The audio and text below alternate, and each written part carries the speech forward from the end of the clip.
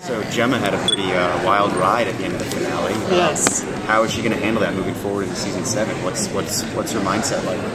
Well, we start 2 weeks after the fact.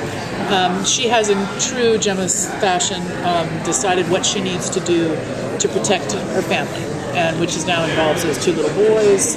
She's going to make some decisions based on how much people need to know. You know, she has enormous empathy. This is what I'll say.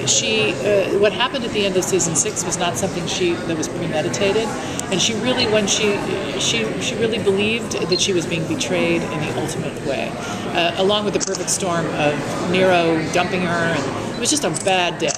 And I think that how she reacted was not something was as shocking to her as to anybody else. So I think that now what she does, which is truly like Gemma, is she gets on to what is. So what is like, okay, do I come clean with the secret? What's the best to protect my family?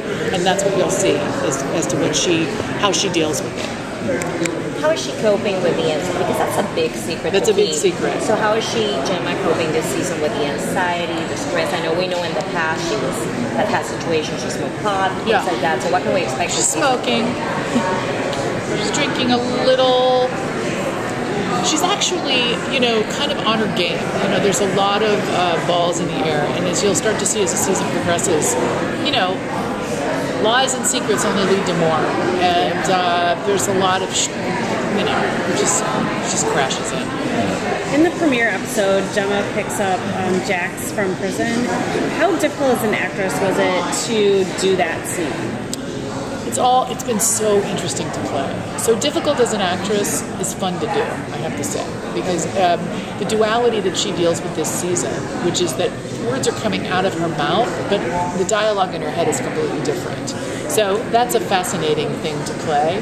And, but at the same time, she loved Tara. She can really relate and has a lot of empathy for Jax, for the loss of her. Even though she created the problem, it doesn't take away from the grief that she feels at losing this woman that she loved. So it's hard to play, but she's also able to sort of put herself in the shoes of the boy she loves the most. And so it's interesting as an actor.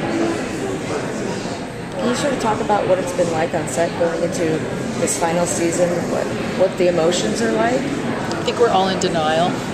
Even though it's a very happy set right now. Everybody, we all have such enormous gratitude for what's gone on. And, we have our moments at the end of episode 2 this season. One of our longtime directors, it was his last one. And we all gathered the crew and to say goodbye, and he started to cry. And Charlie and I started to well up. And, every once in a while we just dip our toe into like, it's almost gone. And, as satisfying as that also is, because I think we all feel like this is a good way to end it. This is where the story should end.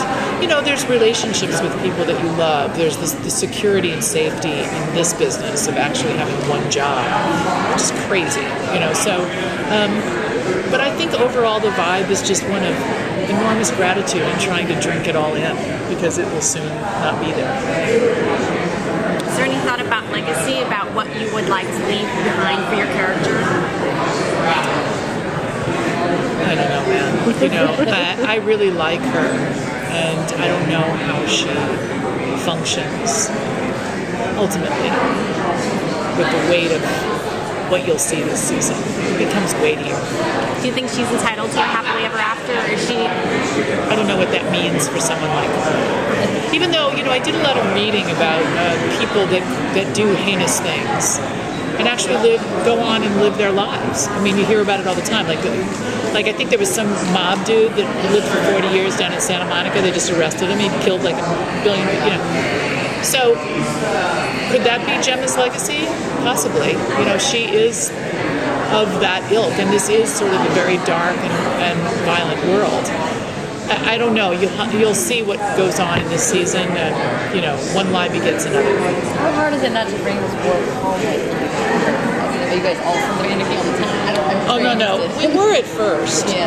With the newness of it all. But we also have 3 children, so they really pull focus. And And we like it that way, you know. I mean, he is certainly way more involved in so many more aspects. You know, runs the show, writes the show, blah, everything. You know, I'm a player in the show, so it's easier for me to just leave it. And then we went through a couple of years where we talked about it too much and then sort of thought, you know, we're talking about this too much. We need to have more clearer boundaries. And so we do. I don't know how many scripts you've seen for this season so far, but have you read anything that surprised you? Oh, the whole thing surprises me. As it has every season. You know, this show is written so intricately and so, you know, just when you think, you know, he takes it left when you really thought it was going right. And it is for us as well. You know, we're just like, what? What? So it's all been very surprising. So when Gemma killed Tara, that was not premeditated, but what she does next is definitely premeditated. Do you think that makes her more irredeemable? Like, because she does... Well, you've seen the first episode, right? So at the end of the first, you know, I can't say much without giving things away. But, you know, I guess the bigger arc question is, can you live with a lie? If, you know, the lie becomes huge.